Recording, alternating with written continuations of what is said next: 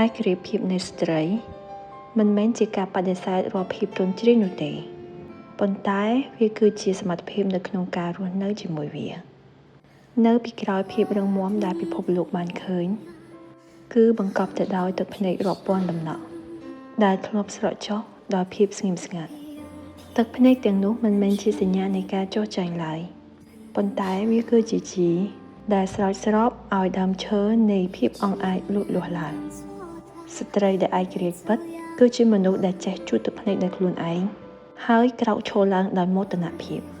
នាងប្រើប្រាស់រាល់ការជិះចាប់មកធ្វើជាគ្រឿងអលង្ការសម្រាប់លម្អជីវិតនិងប្រើប្រាស់រាល់ឧបសគ្គមកធ្វើជាជណ្ដើរឈានទៅរកក្តីស្រមៃ